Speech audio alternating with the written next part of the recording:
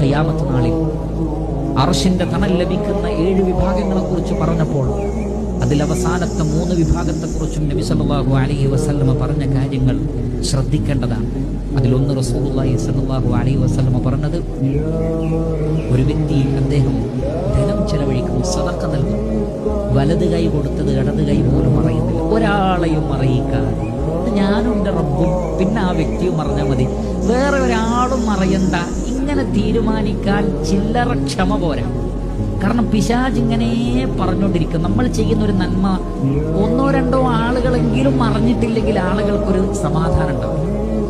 അപ്പോൾ ചെയ്യുന്ന സമയത്ത് കണ്ടിട്ടില്ലെങ്കിൽ പിന്നീട് പറഞ്ഞറിയിക്കും. അതിനാണ് സുമഅത്ത് എന്ന് പറയുന്നത്.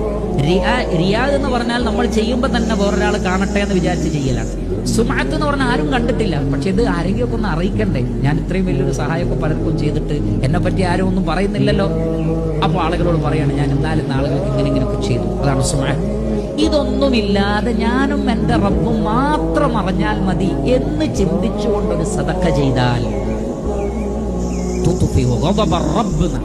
അള്ളാഹുവിന്റെ കോപം കെട്ടുപോകുന്ന ആ അടിമയോടുള്ള അള്ളാഹുവിന്റെ ഏതെങ്കിലും നിലക്ക് അയാൾ തെറ്റുകാരനാണെങ്കിൽ അള്ളാഹുവിന്റെ കോപം കെടുകയും അള്ളാഹു ആ വ്യക്തിയെ തൃപ്തിപ്പെടുകയും ചെയ്യും. അങ്ങനെയുള്ള സദഖ.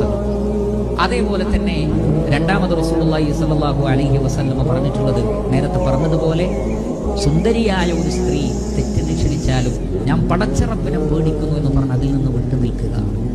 മഹാനായ യൂസുഫ് അലൈഹി സ്വലാത്തു വസ്സലാം ചെയ്തതുപോലെ. മൂന്നാമത് റസൂലുള്ളാഹി സ്വല്ലല്ലാഹു അലൈഹി വസല്ലം പറഞ്ഞത്, റജുലുൻ ദക്കറല്ലാഹ ഖാലിയൻ ഫഫാദത് ഐനഹു. അല്ലാഹുവിനെ ഒറ്റക്കിരുന്ന്, ആരും കാണയല്ല, ഒറ്റക്കിരുന്ന് അല്ലാഹുവിനെ ഓർത്ത് കരയുക.